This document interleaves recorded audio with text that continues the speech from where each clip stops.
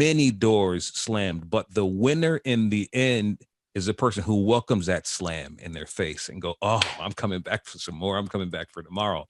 And that's what I did every day. I took those lessons and I would come back. So what do you think about this, sir? Nope. Go back again and again until I get a yes.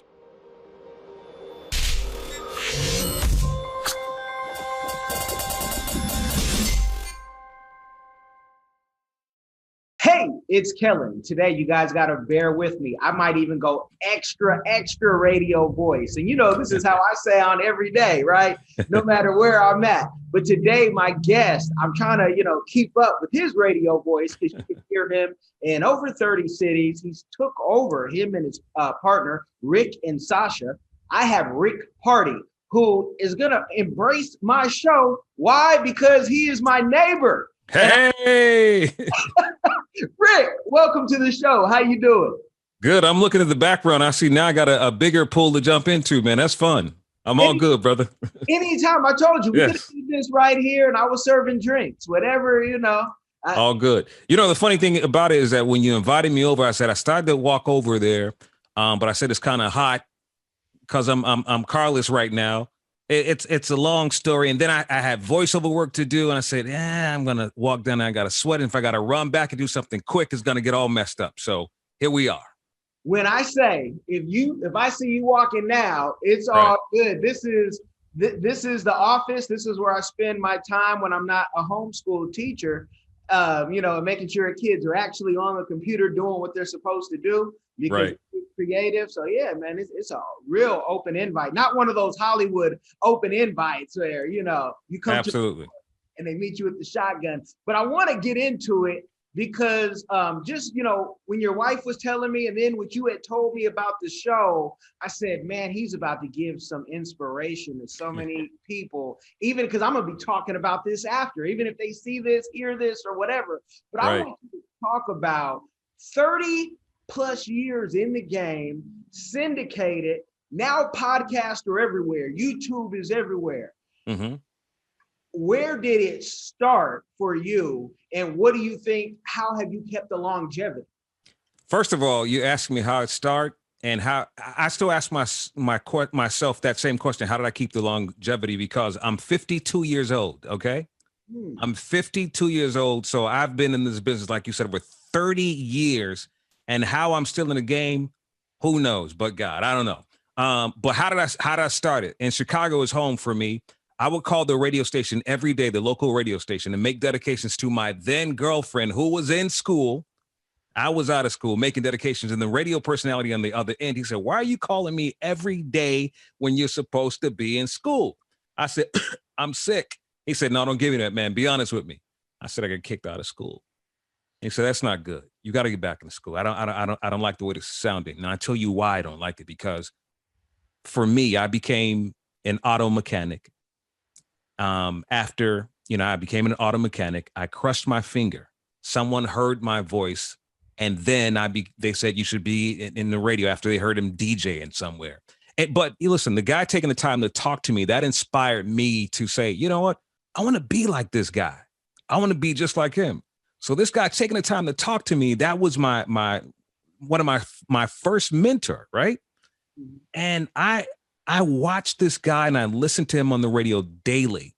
I would have a notebook. I'd write down every word he said.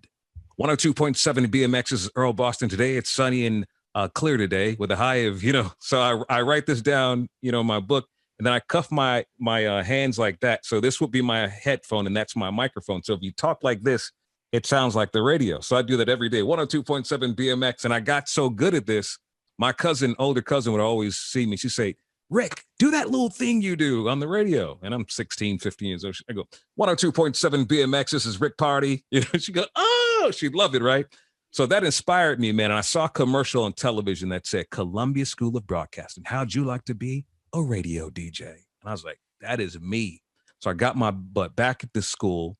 And then I joined Columbia after that, became the school's program director, got in the radio station, and that was all she wrote. After being there for about a couple of years, I was gone. Left Chicago to go to North Carolina. And that was my first stop. And I'm going to pause right there because you may have some more questions because it's a long story. Well, and you know what? You have your own show, and Mhm. you even have stuff on, YouTube. People can kind of see the journey. I mean, you've interviewed, when I say everybody, when you can interview the first Black president, Yeah. and isn't that just a round of applause? Congratulations. Thank you, brother. Thank you. But to do that, even before, college, and to say, okay, I want to focus on this. Did Mhm. you then, you went to broadcasting school. Did you say also I need to go get like a bachelor's, or is that just, I knew what I wanted to do. That's all the education I need? I knew what I wanted to do, and that's all the education I needed. That's what I said to myself, right? Until I realized not going to a real college kind of hurt me a little bit. But the good part was my mother was an educator, so she didn't raise no fool. I never did go back to traditional college, but I got my PhD in radio, if you will, by working at so many radio stations and being around so many great people, interviewing some great guests, like you said, Barack Obama in my past. I mean, the great Ozzie Davis. I mean, the list goes on and on with the amount of people that that I've met and I had to interview. And more than anything, radio gave me an honorary PhD simply because at a young age, I had to learn so much in so little time. I was thrust into this big world of radio, coming from leaving Chicago, going to a small station in Wilmington, North Carolina. I was a young kid. You're talking about somebody who's like 19, 20. You're put on the radio and you're having to talk about things that are going on in the world. And you're like, I don't even remember who the president was then. I need to go back and look at that. But just knowing that I had to talk about politics. I had to talk about news. I had to teach myself so many things that were way ahead of my time. So, lucky for me, it worked out well for me. And that's something that I would never tell kids, though, when I would go to visit them in high school. I would never say, well, I didn't go on to college, and I didn't give them that story, because I didn't want them to think that they're going to have the same type of story I did, because it doesn't happen for people like that unless you have the passion, unless you have the drive to do it.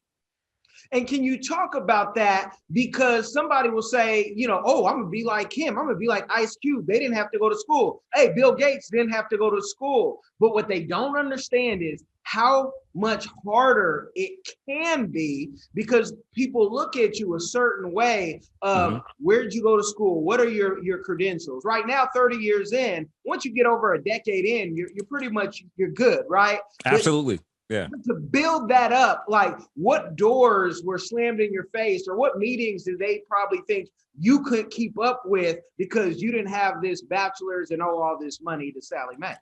Right. So first and foremost, Sally Mack, I did have to pay her back because I did go to a school that was accredited, and I did go through the whole Sally Mack thing. That didn't last too long, but here's the deal: when you're young and you don't know what you want to do, and you don't listen to people, and you don't pay attention, to those intricate details, that can hurt you. And most of the times when we're young, we're so headstrong, we know what we want to do. We want to do it our ways without listening to people. And when we do that, that's a mistake. I mean, if you watch the Karate Kid was my life all the time. I'm like, why are you having me, wax this cars and paint this fence? Like, what is that about? And then I got it. And then I wanted to feed off people who were in my industry. So there was something called California Air Check, and you can literally buy these videos of radio personalities on, you'd actually see them on the radio. And I got to watch these guys from all genres of music, all different formats, from rock to pop to hip hop to urban. I had it. Well, actually, hip hop didn't exist like it does now. But I watched all of these different radio personalities, black, white, it didn't even matter. One thing I saw was talent. And I said, I want to take a little bit from this guy and that guy. So I took a little bit from everyone, from talk radio to music radio.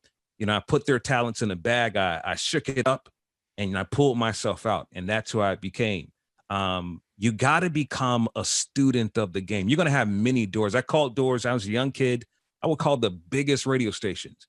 And they say, kid, you sound good, but you're too young. There's so many things that you need to learn, but I can learn it. All you got to do is teach me. So that's the thing. I don't want to teach you. You have to learn it. You have to know it. I mean, you're good. If someone else can teach you, you can come back.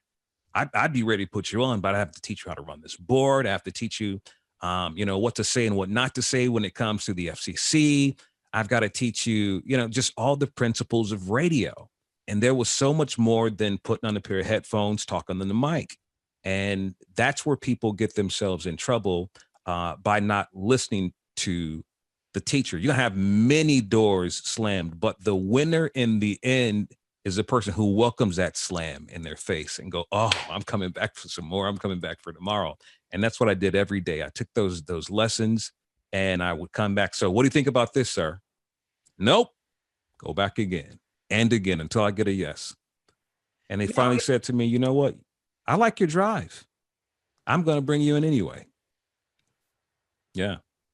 Now, how have you navigated? There's a lot of politics. Right. When you get there, people don't see. So you've gone from, Chicago, North Carolina to Atlanta, and now you can comfortably do your show wherever you want, especially during these COVID times. Mm-hmm. Can you tell the audience the type of politics that you've had to deal with, to get where you're at? I mean, first and foremost, being African-American in this business, that can be, tough for anybody because of the color of your skin. What I realize is that this is not our game. This is not our industry. So if we want to fit in, we got to get in where we fit in.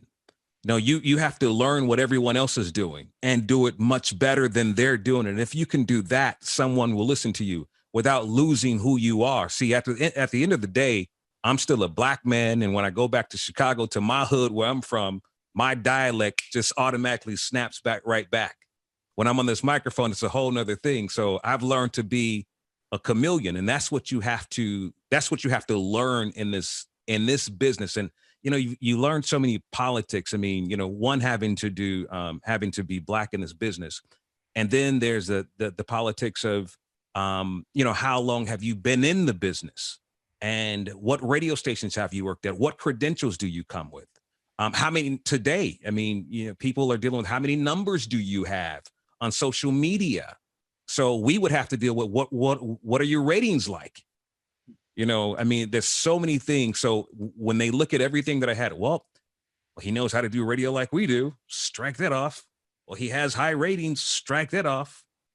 Or he's black, but he's good. Strike that off. So it was one thing after another. I just knock them down. One thing I always said to myself that I will not change, who I am, as a black man. I will never denounce my race, my skin color. I'm going to embrace this and use it to take me far. And I did exactly that. And it made those giants in the industry that are not from my community kind of like, look at this kid. Like, I like him. He's got some balls, man. He's got some guts. He can do it. He's got talent. And that's the kind of stuff I dealt with. And have you had to, deal with walking away from a deal? Because we know being true to yourself, that's the most difficult thing to do in entertainment. You have so many people who will play step and fetch in every other game that, we could name drop all day. Jesse Lee Peterson, shout out to you. You've done it for 40 years, and you do a great job. Well, stepping and fetching. Yeah. Of stepping and fetching. Yes. Yeah. So, I mean, have you had to walk away and say, this radio station is taking it to a direction I don't want to go there? No, absolutely. Well, I don't want to go there was the first time when I finally reached, after leaving Chicago, working in Wilmington, North Carolina, and then Macon, Georgia, then Charleston, South Carolina, and then where else did I go? Texas, Miami, Chicago, New York City, back to Chicago again, and Atlanta. I mean, it's been crazy, but my stop in New York City when I did the host of the morning show, Wendy Williams was the afternoon host at the time, and I was the morning show guy. I was young, and the station, they were not going in the direction that I wanted to go. And I said, I can't do this. I want to be able to talk about the issues that matter, but they were not there at the moment. They wanted to play the hottest music and all that stuff. And I said, you know what? I've been in radio at this point. This was 2003. So at this point, I had, probably been in radio 15 years or so. My math is probably all wrong right now. But the point is that I didn't want to continue doing that. I wanted to take a microphone and just talk about issues that matter rather than who's the hottest artist or what's going on in Cardi B's life, or well, Cardi B wasn't around, but whatever artist, Busta Rhymes at the time, or Missy, whomever that was. So they didn't allow me to do my thing. So I walked away from radio. I walked away from radio for 9 years. That was my last job in 2004. And I was doing voiceover, and voiceover is that voice that you hear on, BET, for example. Tonight on BET, we talk about whatever it is. I was BET's voice for 9 years. I never stopped doing voiceover, although I was still in radio. I also had my voiceover career. And in 2003, the radio manager in Miami at a radio station called Hot 105 said, listen, if you want to come back to radio, I've got an opportunity for you to be my daily afternoon host. And I said, you know what? I'll do that. The truth of the matter is that they wanted me to take over a syndicated show. A syndicated show is when you're nationally heard everywhere. But that deal fell through, and the local program director said, if that didn't work out, you can come and work here. And I said, you know what? My daughter's small. I don't have to move away. I'll stay in Florida. So, what the hell, man? Yeah, I'll take this local job. And I stayed there for 5 years. And then here's where I walked away, Kellen. After being there for 5 years, the station said to me, we want you to become the morning show host, which is the highest paid, which is he's the roots of the station there. And I said, okay, I'm going to be the morning man. So I served this station for 5 years, and I'm waiting for Tom Joyner to retire. The biggest Black syndicated radio host ever, most respected in the game. Tom Joyner was set to retire, and I was set to become the morning man, at least I thought. So Tom Joyner has a company called Reach Media, and under the umbrella of Reach Media is the D.L. Hughley Show, the Ricky Smiley Morning Show, the Russ Parr Morning Show, the Willie Moore Show. A whole bunch of shows are under the Reach Media, which is owned by Tom Joyner. So, Tom's smart businessman. You got to keep it in the family, right? So you can still make money. So when Tom was ready to retire, the company said, hey, we want to slide Tom's predecessor in there. And that's going to be Ricky Smiley, because Ricky Smiley he's the more famous person because, he's on comedy stages. The world knows him. So, people love entertainment. So it was a smart move for the company to say, you know what, we can't put you, into mornings because Tom wants to put Ricky Smiley here. And, in the business of radio, it's so much more than, how great you sound or how funny you think you are. It's all about business. First and foremost, the radio stations get paid through advertisement. So if you have someone like a Ricky Smiley or Steve Harvey, these guys can bring in the ads, right? So if they're going to go to Procter & Gamble, which owns everything from lotions to toothpaste to feminine products to stuff for men, household, you name it. If Procter & Gamble is going to spend $5 million on your radio station in ads because Steve Harvey or Ricky Smiley is the morning show, who are you going to hire? Who are you going to hire? No, I'm not going to hire them. I'm going to hire this guy because he's good in radio. Nah, it's about business. It's about money. So that's after being there for 5 years. I knew what choice they were thinking about making, but they said, you could stay here and do the afternoon show, but we'll pay you. We'll give you a 3-year contract worth nearly $1 million. And I was like, okay, so I'll stay here and continue to do the same thing, but you're going to pay me more. But I'm not happy. I said, and I thought about it. I said, you know what? I've been in the business for over 30 years. I'm responsible for myself. So you know what? I'm going to have to walk away from this. I walked away from that opportunity, and I said, it's time for me to have a nationally syndicated show. And that's the moment that I walked away, Kellen. I literally had to walk away from that job. Thank God I was still doing voiceover at the time. So I was still, raking in a check or two or three or four or five. So that didn't hurt me. But anytime a person doesn't receive a normal check, puts a little dent in your wallet, Yeah, and somebody out there is watching or listening. Most of my folks listen, and they're saying, "Hold on, you mean he was competing with Ricky Smiley, and they offered him that much? I'll be Little Daryl for that much, and I'll put the glasses on, and Right. I'll do whole Ricky Smiley and Steve Harvey's bit right now." That amount of money. So the fact that you picked your happiness and your purpose really over the money, which Absolutely. A lot of folks, again, do a lot for the money, that says a lot about you. Yeah.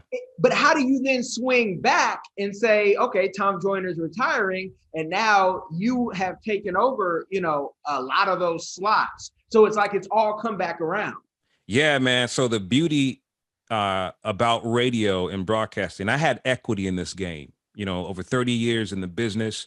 I'm known worldwide, if you will, even prior to my syndicated show. Before me having a nationally syndicated show, working in the biggest stations in Chicago and New York and Atlanta and Miami. I worked at two of the biggest stations in Miami. In Atlanta, the biggest station in Miami, and New York and Chicago, and being sought after at the time when I was younger, the biggest station at the time in LA and in DC. So my name did ring around the industry before the internet even existed. We were like, radio, we're like athletes. We have agents that literally come after us in radio stations, and they offer us a deal. They fly us out and they drive us around the city and look at the city. And they say, here's the deal on the table. You negotiate back and forth with an agent. That's if you're one of the stellar talents. They put in the work for you. And just to give you an idea, I remember when Steve Harvey, before he was a nationally syndicated show, Steve worked at the same station with me in Chicago. He was the morning show host. And I remember Steve raking in like $1 million every 6 months, working a 4-hour shift every day. On the radio, not TV, but the radio, but back to what you were saying, I walked away saying to myself, because I had equity in the game, I'm going to get a nationally syndicated show because I believe in myself and I believe in my talent, and it has not let me down thus far. So what I did was made a demo for radio, with a radio host who lived in Atlanta at the time, Sasha the Diva. In fact, she called me, Kellen. She called me, sent me a text and said, "Hey, boo, this is Sasha the Diva. When can we talk?" I was like, "Sasha the Diva? I think I know who you are." And I called her. She was on the radio. I was on the radio at the time. This is before I actually left. So I was actually working on the plan. And here's the thing, though, smart thing. Never leave if you don't have a backup plan. Never leave if you don't have a backup plan. I had a backup plan. I always have had a backup plan. In fact, I had 2 or 3 before I said no to that situation, but I wanted something bigger for myself. So she talks and she said she wanted to do a nationally syndicated show, but she didn't know how to do it. She knew that I was a production genius. I put audio together, I put video together. So she said, "How can we do it? Because you're in Miami and I'm in Atlanta." I said, "Listen, through technology." I said, first of all, you heard of Zoom, you heard of, all these, there was something then called Source Connect, which actually it's audio, connects two people through audio. So I said, we're going to do a Source Connect, and that doesn't work. We're going to use Skype, and we'll make it sound as if we're in the same room. So we made a demo. I recorded it. And it sounded like we were in the same room. I put music behind it, effects and everything, and it sounded like we were on the radio together. It sounded great. A friend of mine flew into town in Miami.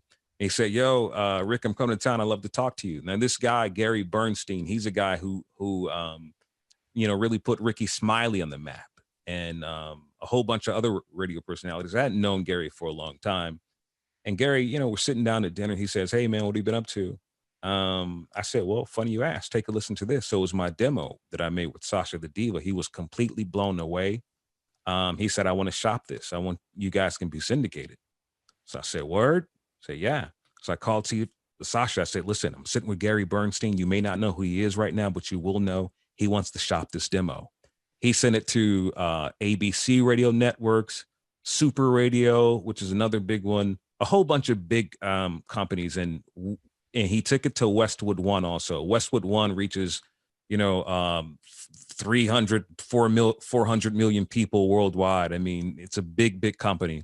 And we sat with Westwood One in New York City, and we just presented ourselves. They heard the demo. They wanted to meet us face to face. And we told them how we can, bring money to this company, how we could, through ads and through our experience. And they believed it.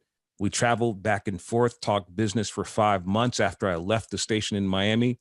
And after 5 months, they said, we want to sign you guys to a three-year syndicated deal. And we're like, oh my God. And Westwood One, their sister company is Cumulus Media, which has hundreds of radio stations. And Tom Joyner was on 20, or actually Tom Joyner was on so many of those stations. But we took about 20 of those stations from Tom, because Tom was retiring. So I would never, do that. We knew Tom was retiring anyway. So we took about 20 of those from Tom. And later on, when Tom did actually retire, we took, about 20, I'm about 30 more. So, and that was it, man. I, have faith, I believed in myself. And that's how that national thing came about 5 months later after I walked away. And folks won't believe this. When I had, met you for the second time coming down the street on the bike, right. and I heard what you did, and I mentioned, you taking over the cruise, and I had no idea that, you took the station. So could you see yourself, planning a cruise? Because there's some great tour companies, some of them Black owned, some of them, I know Soka Cruise Line, and they, you see them on Instagram, and it's one of those cruises you show your wife, and she like, hold on, is this for our age? Because they're doing a lot. I was like, oh, yeah. All ages except the kids. The kids got to stay. Right. But, can you see yourself, following Tom Joyner's, because the cruise, I think I've never been on, but it seems like, it's one of those things like going to a HBCU, it brings people together, and it's like, oh, we went on this cruise. We got to see Rick and Sasha. Could that be in the future? Absolutely. That's part of the plan. That's something we want to do. We want to do cruises. We want to do, party buses. We want to do party planes, take people maybe to Africa, just go visit the motherland. There's so many things we want to do. Tom did the sky shows. We're working on stuff, like that. We want to do everything that Tom Joyner did, have the big foundation so we can continue to, mentor kids in our, in our community, and, so on and so forth. I mean, for me, this is what it's all about. And because when Tom did the cruises and he did those sky shows, and, all of that was not only just for the entertainment part, but to, put Black boys and girls through HBCUs, because when it comes to us, I mean, we're disenfranchised, so the fact that Tom focused on his core audience, that to me, meant more than anything. And me having this position meant that I could do so much more for people like me, that especially come from the type of community I come from. So for me, that meant more than anything. So to answer your question, yes. Well, you done messed up, right? Why is that?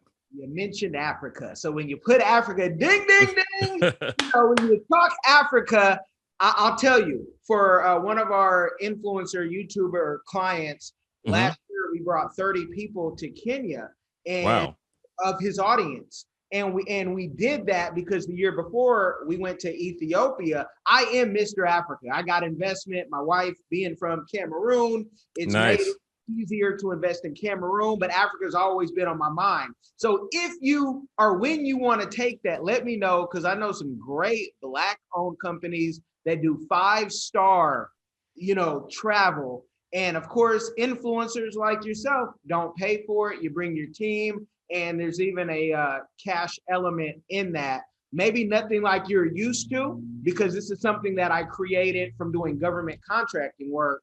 and I just took one thing and said, we can flip it in here. So I love to hear that, because our folks, what they don't understand is your money, dang, it more than triples once you get to Africa. I don't know if you've been to the continent, but I've never. Oh man, yeah, it's time, because you're gonna, like Steve Harvey doing Family Feud in Africa. There's a reason why, because what you pay for, even in lifestyle, I always tell people, my house help costs me, and I overpay because it's family, $150 a month. My driver costs me, and I overpay because it's like family, $150 a month. I'm from Okanda. That's Oakland after you see Black Panther. I don't know nothing about no house help. Okanda, I love it. Yeah, house help, and they're, and it's family, and they're taking care of the kids, and you're just like, hold on. Oh, this is how we're supposed to live, like kings and queens. Yes, sir. Care of people. So I love that. We'll definitely, I'll give you some information and share some stuff off air. What would you say? Because you also have a podcast, you do ESPN. What would you say to that person listening? Maybe that 14-year-old, maybe that 24-year-old who says, well, I'm on Anchor, I'm on Spotify, I'm on iHeart, I'm on all of those. Do I need to go get Gary Bernstein to hook me up, or his brother Weinstein? Like, what do I need to do to go to that next level? I think about my daughter who's a YouTuber. And I remember a couple of weeks ago, she said, Dad, I think don't quote me on this, I forget the number. I think it's 40 or 70. But let's say 70, just because it sounds much better. Dad. Say, yeah. She goes, I got 70 followers. I was like, oh my God, 70 followers. Wow. But people don't get that, though. People don't get that, because you never know of that 70 who could be watching you and what that means to a kid. And I think sometimes we need to go back to that, right? Today, it is free to broadcast. The world can hear you from your home, through Anchor, through YouTube, through Spotify, through Twitch, through IG, through Twitter. I mean, everybody has live broadcasting now. Even what's this other one called? Reddit has live broadcasting too. I mean, LinkedIn has broadcasting. I mean, come on, stop me. I'm doing too much here, but people can find you. It's all about pushing out great content. When you got great content, people will watch you. For example, Kellen, I was going through your stuff. I was like, wow, he is smart. He's feeding that machine. He's putting content there, because what's going to happen is that someone's going to come back and they're going to find you talking about business here or talking about this. And then they're going to scroll down. They're going to start liking. And before you know it, it's going to blow up. People have the opportunity to make so much money if that is your goal, or to be discovered through these free apps. And I tell people, listen, treat it like it is the radio. Although you're not getting paid a paycheck or television, guess what? Guess what's TV now? Your phone is your TV. The phone is a TV. What's the difference? People spend more time on these than they do a regular television. Eyes are eyes. I always say eyes are eyes. It doesn't matter if someone's watching Netflix or someone's watching. I tell you what I like. I like Ball in the Family, right? That's Lonzo Ball, Mellow Ball, Jello Ball. They have a show on Facebook Watch. That's my personal preference. But a lot of these shows today, they have original programming to compete with regular TV, to compete with a Netflix, a Hulu, to compete with a Quibi. It's all on the phone. TV is losing. And guess what? A lot of the advertisers are going to the phone rather than the television, because that's where the money is. Because guess what? Eyes are eyes.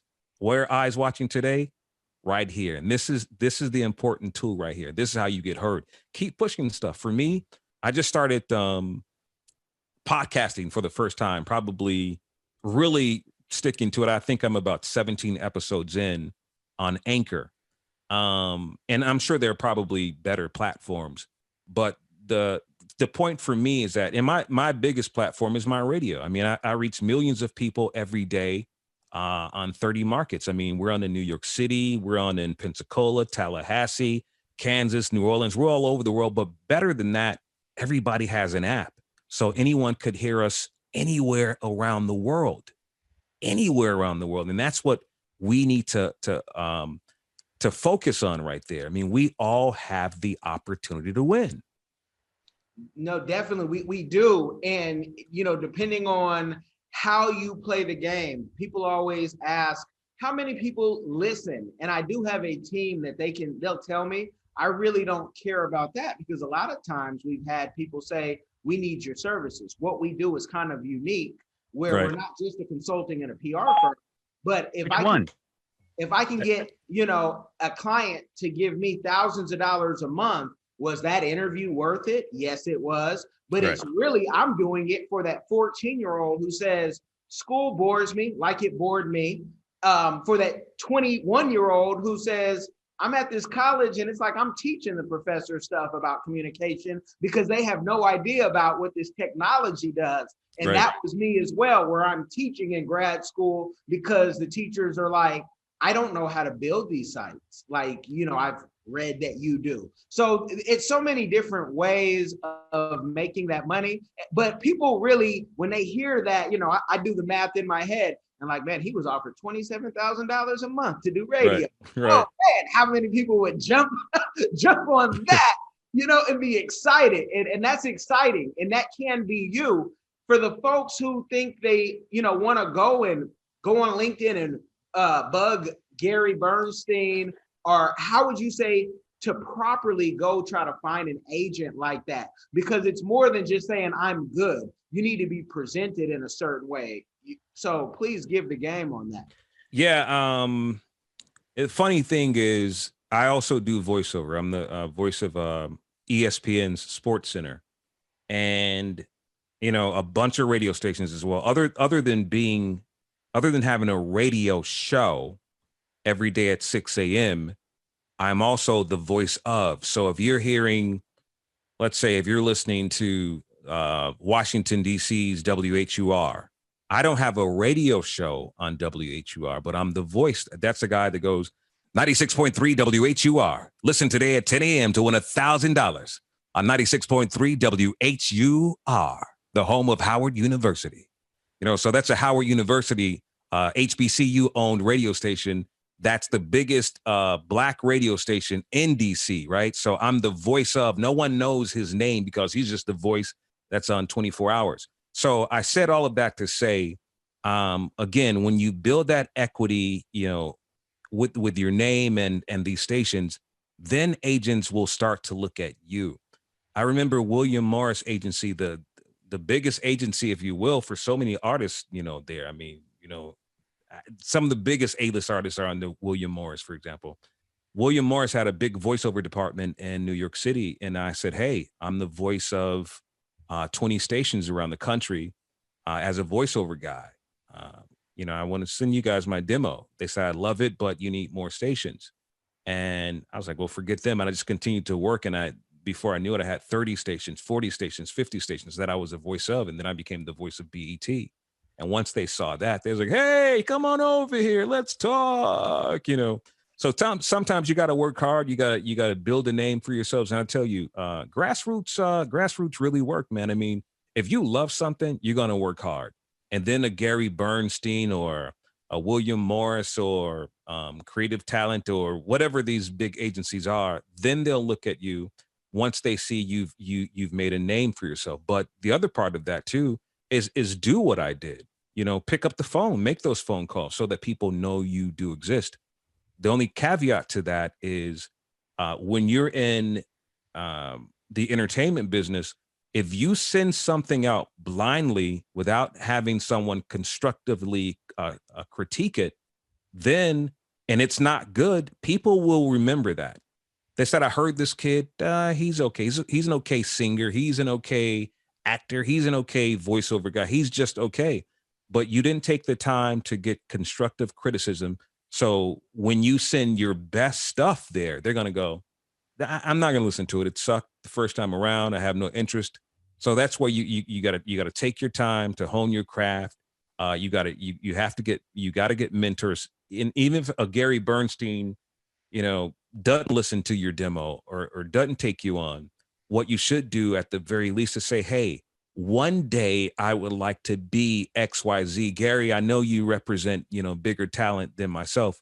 But can you do me a favor? Can you just like listen to this? Because one day I'd love to have you represent me. I know I'm not ready yet, but just listen to this. And that way they feel a sense of responsibility for your career. They take you on and then they want to grow you. And I say that because I know that to be true, because I am that same type of person. I help grow younger talent. 52 years, man, I'm 52 years old, and I'm at the age where I'm supposed to be out of the game. I'm supposed to be out of radio. After working in New York City, I wound up still working at one of the biggest stations in Miami, but Miami is in no way, you can't compare Miami to a New York City. So for me, that was kind of like a small step down, but it was a great station with great people and a great city with so many great things happening. That put me in the position to rest for a second and continue to hone my craft after being away for 9 years.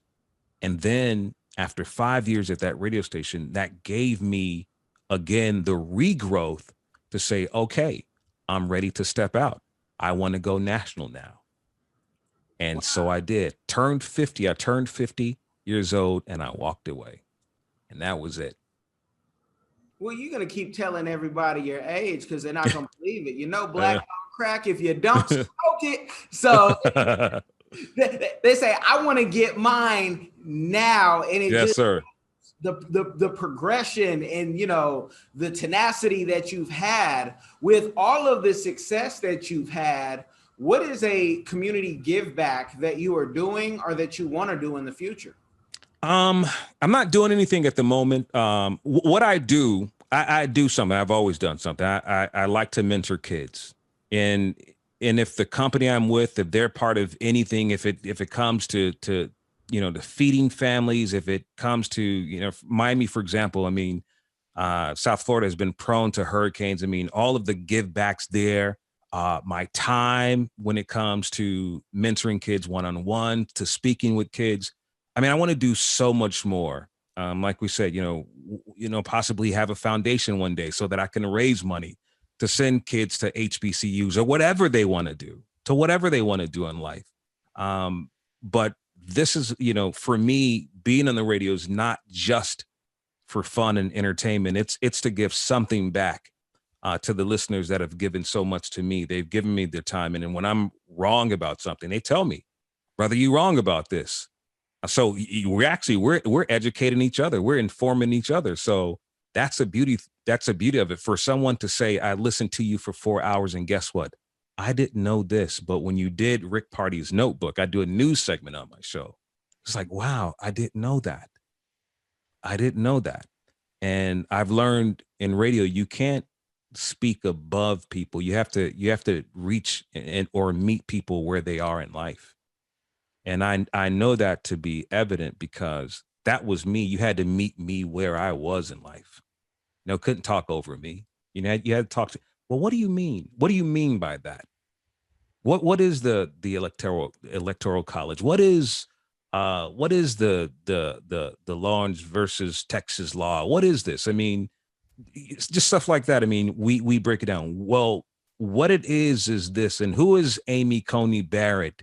And well, why is Ice Cube saying this? You got to break it down to people and say, hey, listen to this. Let's talk about this. Let's just break it down. And that's what people love, because you're able to talk to them and relate to them. So that's my give back, man. That is my give back. Now, if you aren't busy enough, and I know you are, could you ever see yourself doing an online course? Because courses right now are just popping off. People are home. Some people are getting their stimulus check.